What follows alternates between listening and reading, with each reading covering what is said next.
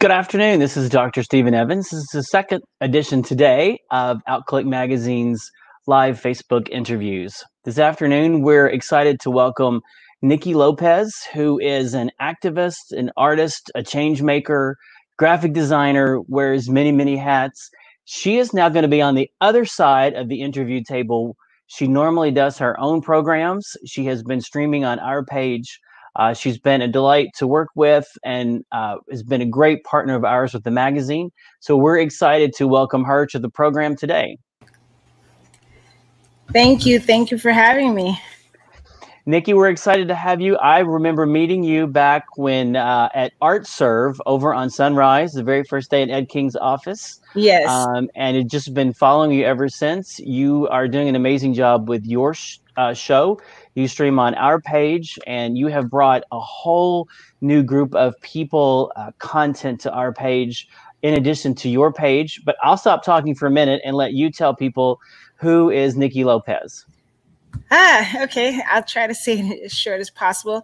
So I'm an artist. I'm an activist. I consider myself a creative activist. So everything that I do falls within the line of using creativity as a way to advocate, to educate, to empower, to uplift. I'm also a cultural programmer and curator.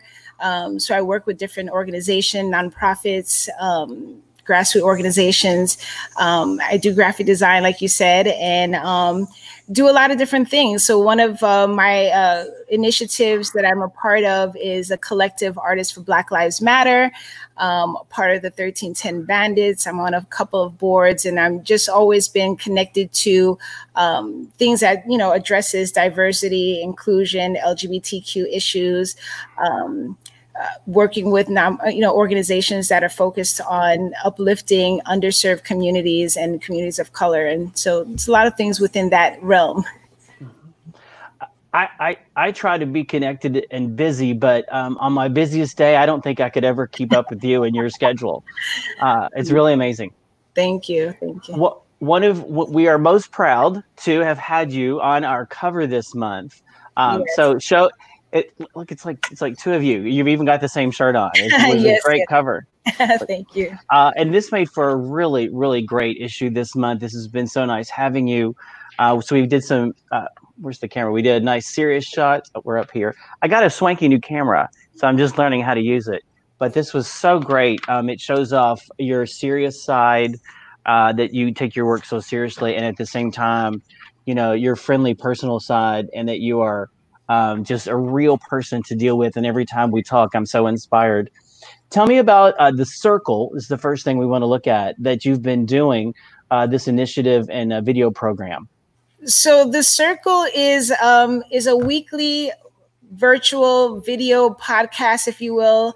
It's on Facebook under Niki Lopez Creative and Outclick Magazine, as well as YouTube and Periscope.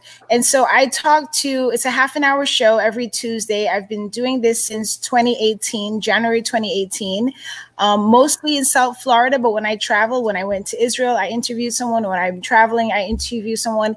And these are stories about artists, activists, social entrepreneurs, people doing great things in the community, whether they're independent, grassroots, nonprofit.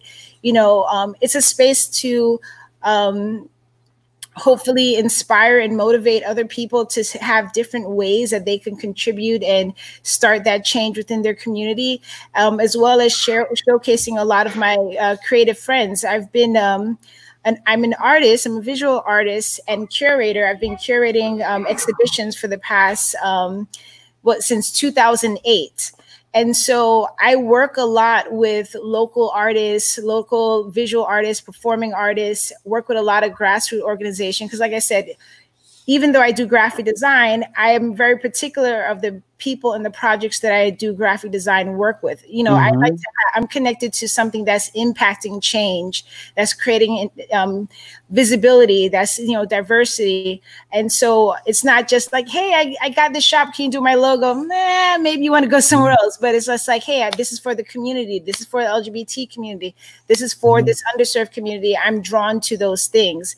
And so I've worked a number of years with a lot of different organizations, nonprofits, artists.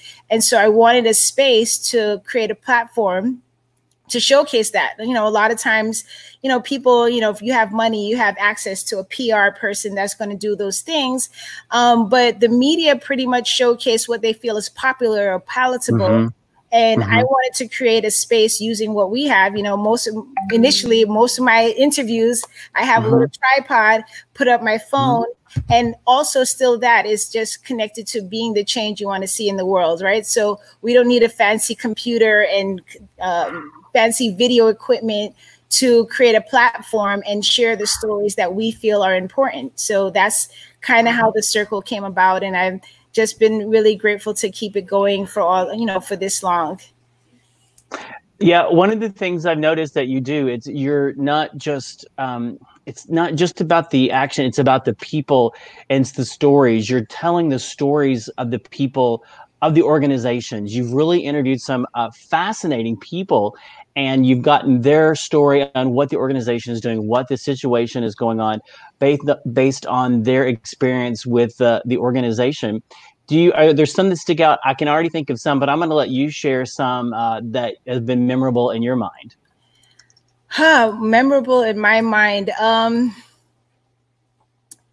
There's so many. I think Dr. Naomi Ruth Cobb's.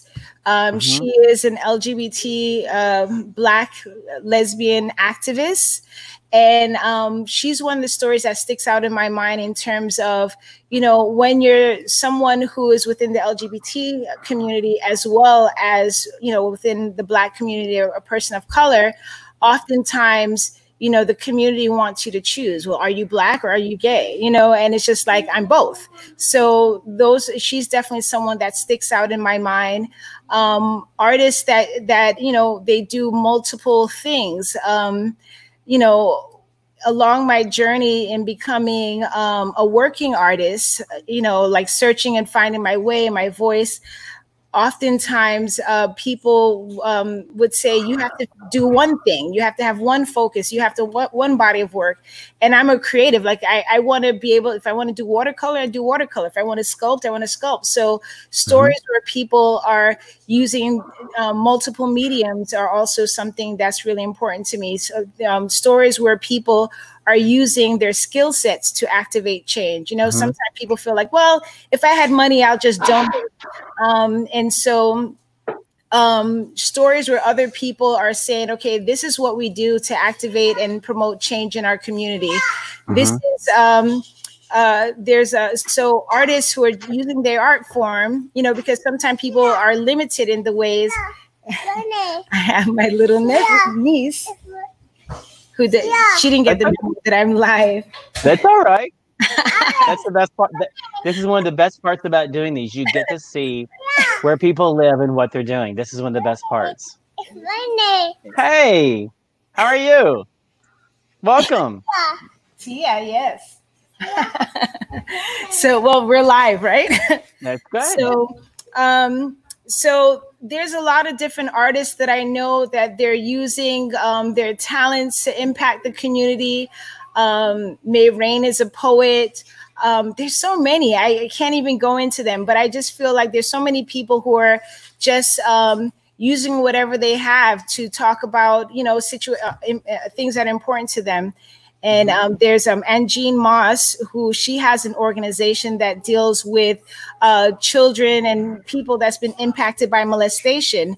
And that's something that's kind of near and dear to my heart as a survivor of sexual abuse. So people who are, you know, doing those challenging conversations and, you know, doing the work in many ways. There's Miss Peaches, I think, would be one of them. She's someone who she was in the community local, and she wanted to talk about gentrification in her neighborhood, but also what they can do to change it. So sometimes people may complain about the problem.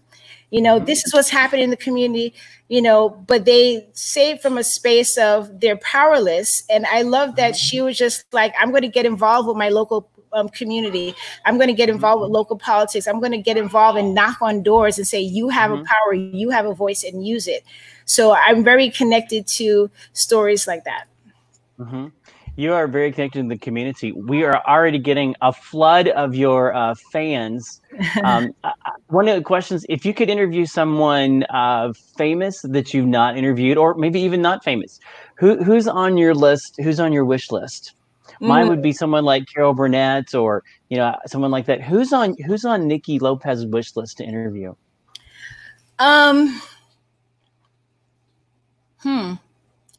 Who's on my wish list? I think Obama, just for the simple fact that he was the first Black president. He's multicultural. So to talk about, some of the adversities that he's had to overcome to have one of the highest positions in the United States, and what that means for Black people and people of color. I know there's a lot more, but I think that's probably top of mind. And I'm not into politics so much, but I feel because a lot, I like on The Circle, I talked to Jasmine Lewis this Tuesday, and she's a teacher, she's an advocate, and she's a Black woman who was told by, as a youth, you can't be a teacher. And that was part of what fueled her to be a teacher. So when you have that in the school, we send our children to school to get educated. And when you have a teacher telling a Black child that she can't be a teacher, there's a lot of kids that, what if that's their goal in life? You done destroyed it. So having to go through someone saying, you can't be a teacher, to someone saying, I am going to be your president. So definitely, I think that would be motivational and inspirational for everyone, but in particular, people of color and Black people. Yeah. Yeah, that's amazing. And my background is in education. My first career, I was a math teacher.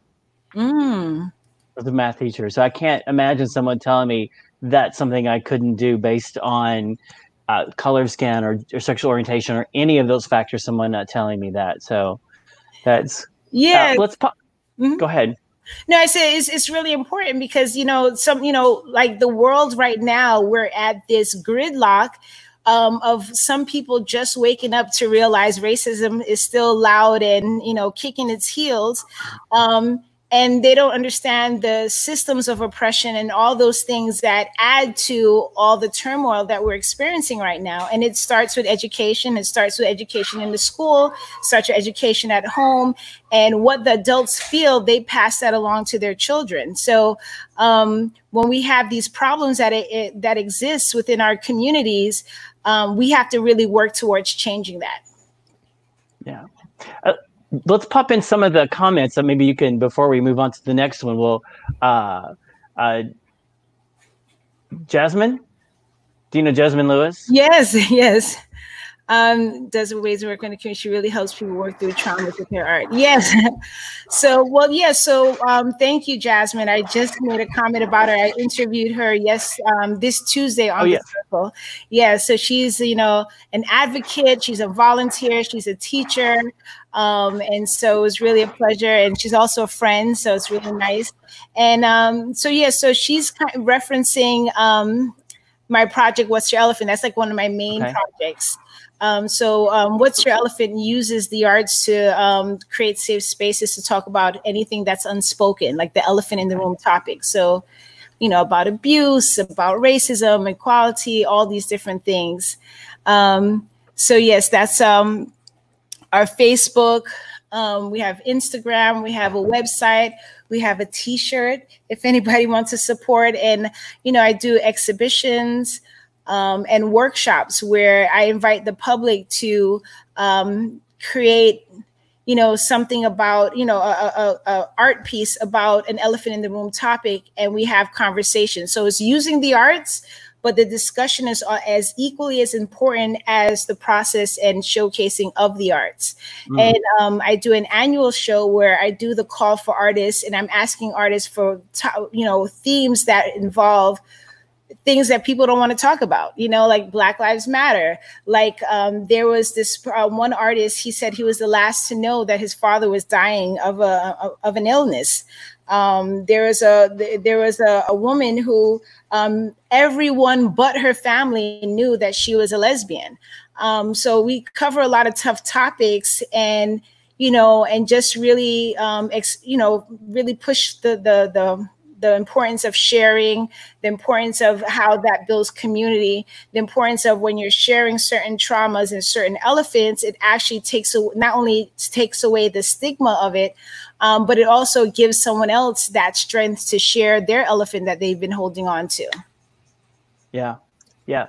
I'm going to switch this back. How do I get it? Exit. There we go. Yeah. Yeah. I'm still learning how to do this as well. But it's the premise of what's the elephant in the room? What's the thing that most people are afraid to talk about? And one of the things they taught me in my counseling classes are one of the best ways to heal any past hurt is through loving relationships. Mm-hmm. Absolutely. And you know, it's interesting. I've gone to schools and different organizations, and you know, I've done smaller exhibitions and large exhibitions at the 1310 Gallery. And one of the things that really sticks out is when I do the workshop, and I have actually a 1-minute video that I could probably play with that talks a little bit about the workshop. Okay. But one of the things that sticks out to me, no matter, you know, well, with the exception of when I went to my son's elementary school, thankfully, but even though when we're asking what's your elephant in a general sense, I think every time that I've done that workshop, there's at least one person that their elephant is sexual abuse. Mm-hmm. You know, I've had like a 72-year-old person said that she was a victim of sexual abuse by her parents, and she never told anyone till that moment, you know, and people needing resources and taking away stigmas of mental health, you know, especially like within communities of color where mental health and counseling is seen as, you know, something that we don't do. Just, you know, creating a normalcy of talking about mental health and getting counseling that, you know, we need, and sharing my journey as, you know, dealing with my own traumas. And, you know, I have PTSD, anxiety, and I, you know, deal with depression. That's an impact of the traumas that I've gone through. And I share publicly about, and it's not always comfortable, but there's been so many people that said, wow, you know, you talking about your elephant made me address some things that I was holding on to, made me even, you know, I had one person, they went to the workshop, they didn't even participate. And like 2 weeks later, they said, you know what, I dealt with something that happened 50 years ago, you know, so. People carry that baggage around their whole life until they deal with it. It's like a heavy suitcase that they're constantly dragging around, and whether it's sexual abuse or a lot of relationship abuse, a lot of domestic violence. I worked when I was at the University of Kentucky. I worked with the OBGYN clerkship, and we had someone that came and shared every 4 weeks for the new rotation about her domestic violence experience. And it was very heart-wrenching how her husband had the only job, the only checking account, the only vehicle, and when he left, the door locks were ones with keys on both sides, and he took the key and left the key. And her experience was also one that she went to the emergency room so many times, they kept a chart on the refrigerator of which emergency rooms they went to so the ER didn't figure out the pattern. Wow. And it was absolutely heart-wrenching to hear. Of course, she told a little, you know, more each time, and I heard that over the course of about 6 years, every 4 weeks of her story. And you would never know it to see her and to see what she went through and to hear those details of those kinds of stories. And it's something you always carry with you. I've had some personal things like that I won't share right now, but it is. I'm glad to hear this is going on, and all of this COVID and all of this where I think people are cooped up. It's making it really tough, and I think it's forcing a lot of issues to the surface. Yeah, and you know, I'm glad that you mentioned the whole pandemic, because what's something that I try to talk about also within this is that when people are saying shelter at home, safer at home, that there's a large population of people that are impacted by their home is not a safe place, you know. They're victims of domestic violence. They're an LGBTQ youth. That family doesn't like the fact that they're LGBTQ youth, and maybe going to school with their friends is their only outlet. You know, domestic violence shot up, you know, so I saw someone, they put a post and they said, if you're a victim of domestic violence, just send me a message saying, I want to order pizza. just to have that code word of I need help. So when we're thinking about some people, oh yeah, I'm by the pool, I'm sheltering in, I'm safe, I'm bored out of my mind. We also have to consider that there's people who are in a household with their abusers, and they have no outlet. They have no, and they're there because, you know, right now the states are trying to open up, even though, you know, the numbers are still spiking with coronavirus, but you know, you have a lot of vulnerable people that's home and they're not supported. And not only is that, there's a lot of loneliness. People are home alone all day by themselves and all night by themselves. That's also, I think, something we need to be aware of. There's a lot of maybe people who are suicidal as a result of not ever having any social interactions. There's a lot of families who are having a lot of stress because they're trying to work, hold down a job, have an income, and homeschool their children. Maybe they're trying to take care of elderly parents, single mothers who are trying to work and take care of their families. And like you said, LGBT youth are maybe at home all day. So there's a lot of different issues that we don't really realize what people are going through. Absolutely. Absolutely. Yeah, and you know, and people don't, and the thing is with the coronavirus, the pandemic, whether you believe it's a conspiracy theory or not, you know, it's definitely impacting our environment, our economy, our livelihood, as well as with the, you know, with people protesting Black Lives Matter and coming to all those things, you know, there's anxieties and traumas and PTSD that people, if they're not in that space or having that background of mental health and things like that, that they're not even aware that they're stressed out, they're anxious, they're, you know, they're, they're experiencing trauma. And, you know, if you don't know, you know, one of the things with counseling, it helps you to identify, like, okay, I'm being triggered right now. I'm in an anxious moment right now. And what are the tools to support it?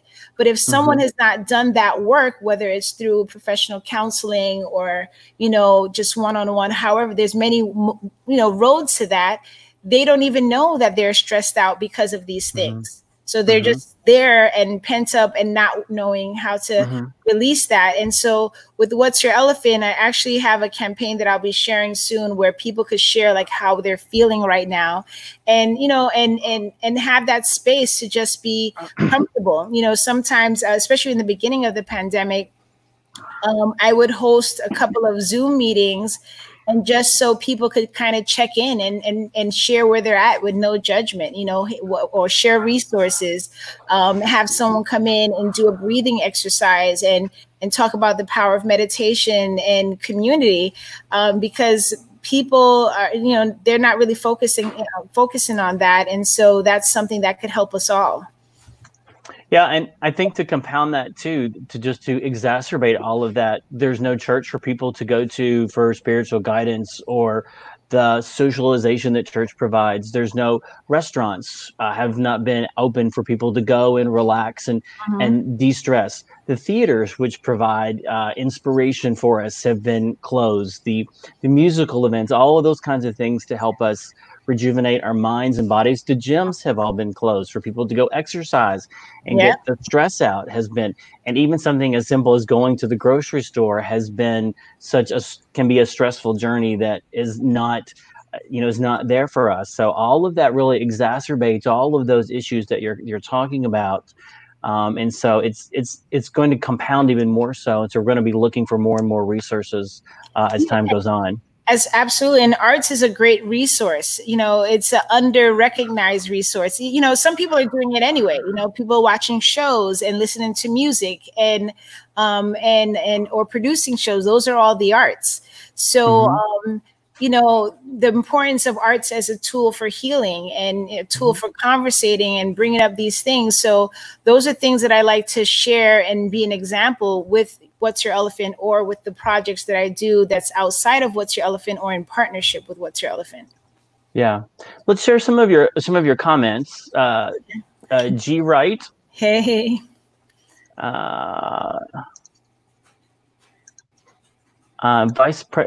G Wright says vice president. We're fan club. Oh, thank you. You know Gigi Gill. Yes, sexual abuse as a young kid many times over. Wow. Mm. And these are public comments that they've shared on our page. We're not sharing anything that they haven't already shared. And then Mandy. Yes, yes, Mandy, absolutely. Yes, the babies. And yeah, even though someone said homelessness, and one of the things that came up in one of the groups that I was with at some point, drag it out, and we were we raised money for the kids, the queers, and the animals. And one of the things that we did a campaign with SunServe about youth homelessness, because for youth homelessness there's a large demographic of youth homelessness is because they're LGBT and they got kicked out of their homes. Yeah. So yeah. Let's look at your let me pull it up here. The Aya project, the Aya Arts project. Yes, so the Aya Arts part, like I said, I use my art and skills to create change in the community. The Aya Arts project is a partnership with What's Your Elephant, myself, the Housing Authority of the City of Fort Lauderdale, and Atlantic Pacific Company. So they built, the Housing Authority builds affordable housing for low-income families. So they have a building that is talking about that is for their elders. So these are low-income elders that and their goal is not just providing low-income residential areas, but spaces where they feel like I would send my mother to it. Or just because someone's low income doesn't mean that they should live in a slum or or don't have access to certain things. So with projects like these, typically there's a percentage of that project that goes into put in some art in some of the spaces. So Scott Strawbridge is someone I've done a lot of work with in the community. He came to me because, one of the things that I'm very interested in cultural programming, being a social practitioner, engaging the community in the arts and creating visibility for a lot of people. So he came to me with this thing of saying, hey, we have to put art in here anyway. What about, and I think if you click more, you'll see a little bit more information. Okay. What about creating something that's, doing a call and having a theme where the artwork that we're looking at is, honoring, the indigenous lands that we're on, honoring the space that there's a lot of forgotten Black legacy in Broward County, but also painting a future of how connected we are. So we have a current call for artists. There will be an honorarium payment given to the artists of the artwork that it's going to be a permanent collection within the building. So it's helping local artists as well as helping those new residents. So these are elders who they're in affordable housing, and a lot of them don't have the resources to go to an art gallery, an art space, and see a lot of this art. So this is us bringing that art to them, beautifying their homes. There are some artists that's creating commission work specifically for this space. So that's a current call to artists. And, even down to the name Aya is actually an Indikra symbol. So it's like these are cultural symbols from Africa. So again, anytime that I could throw something out there that provokes someone saying, what's Aya? What's an Indikra symbol? Because this is also part of culture that was taken away from Black people when they came to this country. So the Aya, which is that symbol, the fern, it means a symbol of endurance and resourcefulness. The fern is a hardy plant and can grow in difficult places. An individual who wears the symbol suggests that he has endured many adversities and outlasted much difficulties. So, again, back to, symbolism and creating, a deeper meaning and creating a whole, it's about the journey of this. So we're collecting art. We're going to be, we have actually a filmmaker, Kat Dean, who's going to be creating a documentary style video about the process and the journey of, getting the art. Why is this important? And so it's going to be a culminating video. So it's, I'm pretty excited and just, really grateful to be in a space where, when I do make an income, that money is supporting things that's creating change, that's giving a voice, that's creating visibility, that's honoring forgotten legacies, and that's working with local artists. And telling, and again, you are telling the story in a way with art and in different mediums. It's really original. It's what I've appreciated about you, and telling those stories and keeping those stories alive. That's been one of the challenges of COVID-19, is that the arts are what retells the stories. The symphony has to continue to play Beethoven. People like you and the artists have to continue to retell the stories, and it's what keeps our culture alive and perpetuates it for the next generation and helps shape it for the next generation. Absolutely.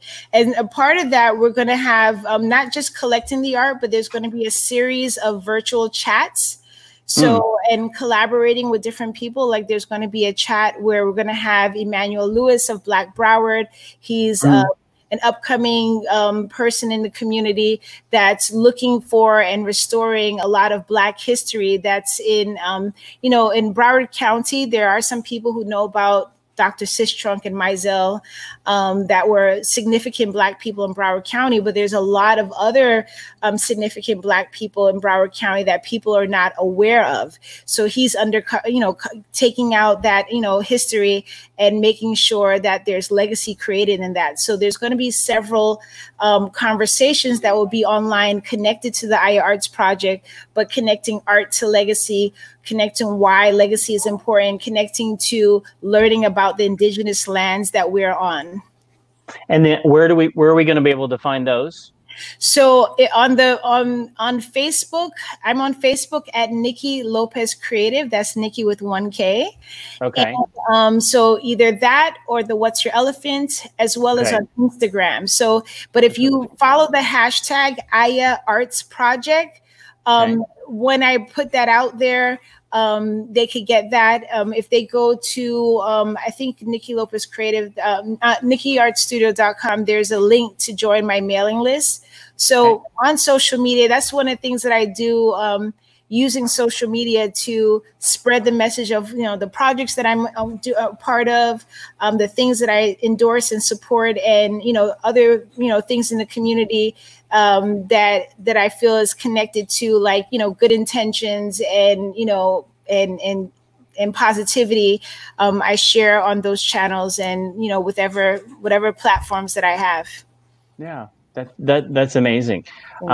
There's always something new to unearth and a new story to tell, and that's part of what I think we've tried, or what I know what I've tried to do with the magazine, is to be able to tell the stories of things. I always tell people, I'm from Woodford County. If you ever heard of Woodford Reserve, I went to Woodford County High School, and my mother still reads the Woodford Sun, which is the print newspaper, and the main reason she reads it is to sit down and know what's going on in the town with who. Because it's just interesting to know the people of the town. And so we've worked very hard with the magazine to not just tell the advertising, but to actually talk about the people in the town and the people and the stories of what's going on in South Florida. So it's really been fascinating. And to be able to unearth these kinds of stories, regardless of what the medium is. Yeah, thank you. And I think, it's also another form of, like, what we're facing right now with Black Lives Matter, with systematic oppression, with, when you go to schools, they'll fill you about slavery, but Black people started before slavery. Most children don't get that education of their local history. And so this is in other ways to showcase how we could impact change in our own communities, to say, okay, I'm going to create a theme. I'm going to create an exhibition about this. I'm going to, document these stories and look for community people that's telling these stories. How can I uplift them? So you may not be the storyteller, but maybe you have a platform that you could say, share this space, which, makes it, when you asked me to be on Outclick, it just made it extra special. Like, one of the things I had to say, well, I'm LGBT, but not all of my guests are LGBT. And so one of the things that I'm focusing on is diversity, inclusion, putting all these different groups of people people together, whether it's in my shows, whether it's in the things that I do, and selecting the people that I partner with to bring different groups of people together. So I really love that OutClick, showcase that diversity. Not a lot of media does that, not a lot of media, not a lot of LGBTQ media does that. So I feel it's really special that, you gave an opportunity to share your platform for me to share the stories of people that's doing so much work in the community. I remember that was one of the first conversations we had, and you asked me that you very immediately said, well, I do people who are not LGBT. And I said, open it up to everyone. We are not just exclusive LGBT. We celebrate all colors of the rainbow and people doing good work. And that was one of the first conversations I remember we had, was that we wanted to be able to share stories. We interview people, and sexual orientation is not always part of the conversation. I don't always ask them because it's important, but it's not their whole story. And there's so much more to a person than just their sexual orientation, and so much more part of their journey, I think. Absolutely. And the thing is, I do feel we do need those spaces, exclusive spaces, where we get to be LGBT, where we get to be Black, where we get to be Latin, but we also need those spaces where everyone is integrated, because that's what we're all striving towards, right? A world where we're all equal. It doesn't matter about our gender, our sexuality, our sexual, our identity, our race, our nationality. It matters about who you are as a person and how do you connect with the world. So, and because within, the LGBT space, a lot of times there's not a lot of, when I've been a part of a lot of wonderful initiatives, and I'm typically the minority, whether I'm the minority lesbian, the minority female, the minority person of color. And so, I feel a sense of responsibility of still show up and be visible, but also I know sometimes people have well, if you're we only want to do LGBT stuff. So that's why I was like, hey, this is what I do. And we're welcome it. And it was just been a great collaboration. And I wanted to mention too, you are on the board for Island City Stage. Yes. Yes. Absolutely. So so that's something. I'm a new board member. And Island City Stage focuses on LGBTQ theater. It's a live theater, local theater company. And it's also part of being that change, right?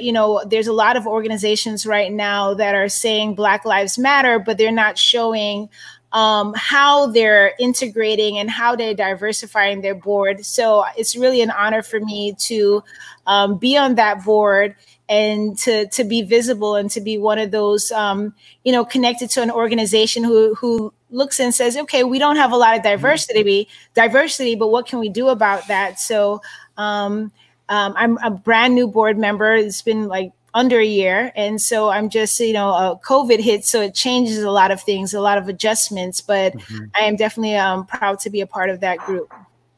They are a very important part of our community.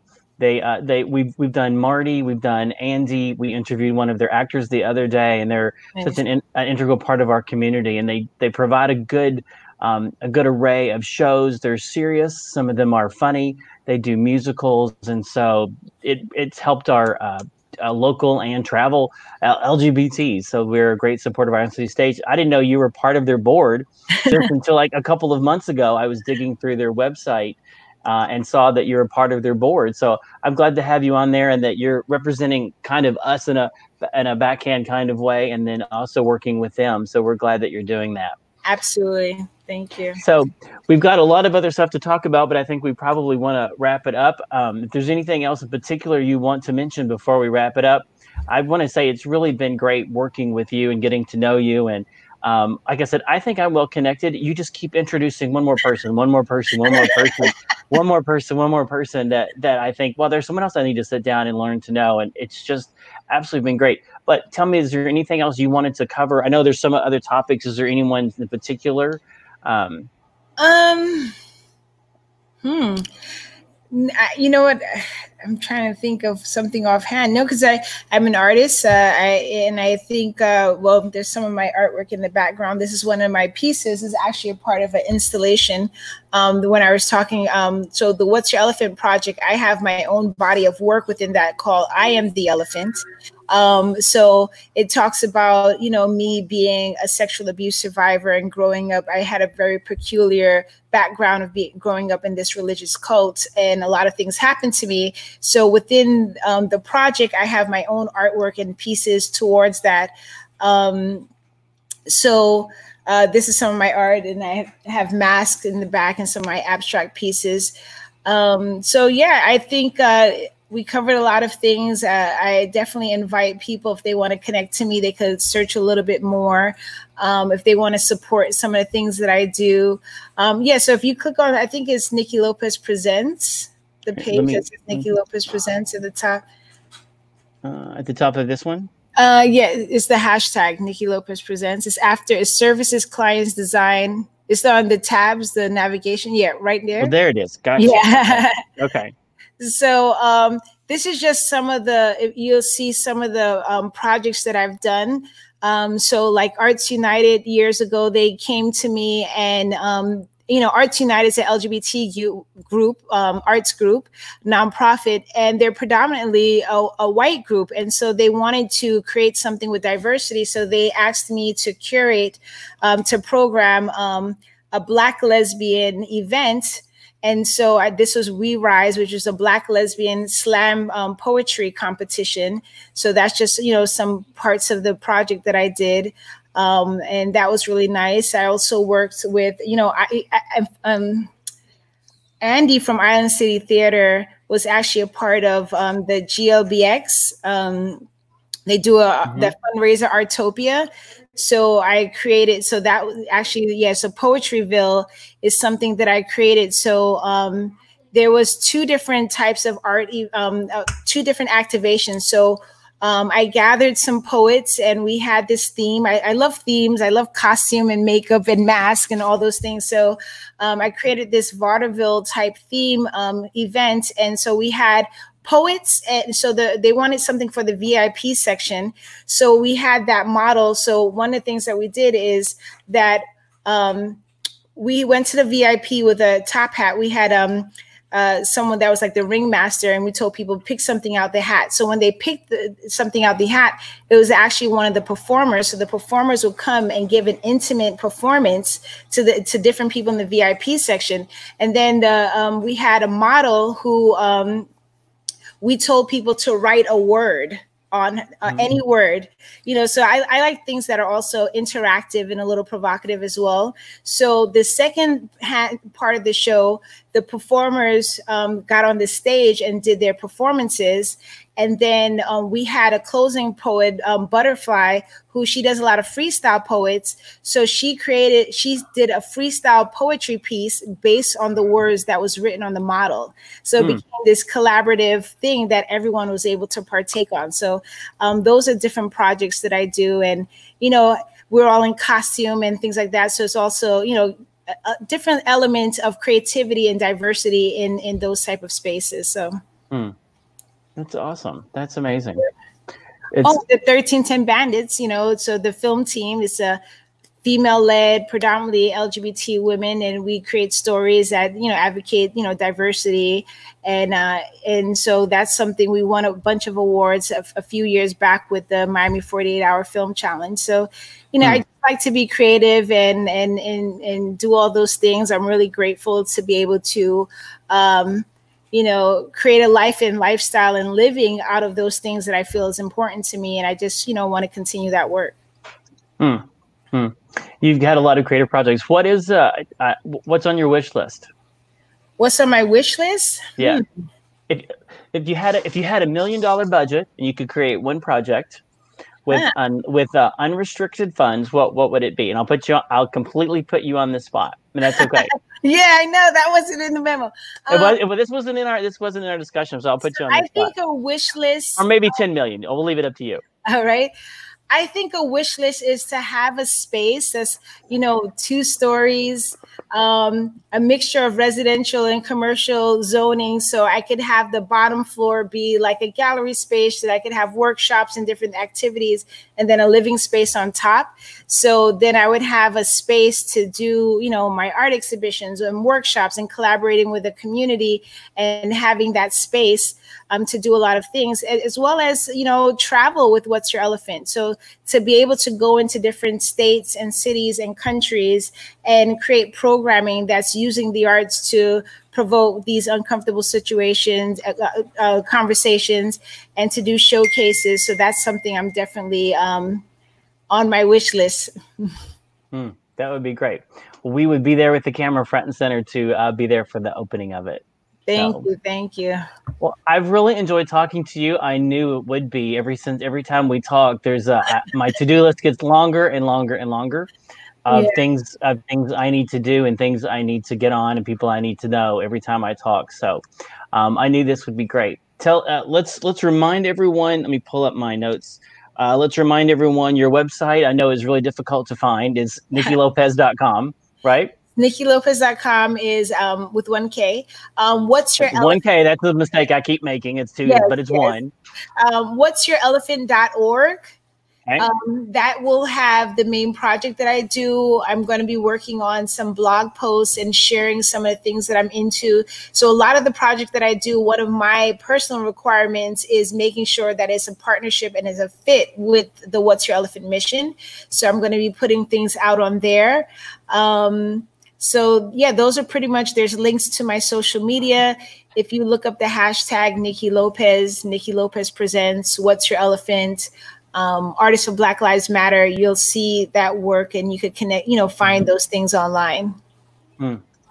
That's great. Well, we really appreciate you working with us. And again, just bringing so many great people to OutClick and opening the doors for so many people and for what you're doing. Your energy, your smile is amazing. And that energy obviously comes through all of your interviews and how well you're doing. I'm glad to put you on the other side of the square and put you on there when we talked before. I said, this is an old hat. You're used to this. So I knew it wouldn't, this would be a blast. I get nervous too sometimes. I have people that I interview, and sometimes depending on the person, I have to really coach some people, like, I need you on there. Your story is important, because they're like, oh my God, I can't do it. I'm nervous. And I'm like, I'm nervous too. That was part of my reason for starting it, so I could get over those nerves. So I don't think, it's just a little different to be like, oh, I'm on the other side.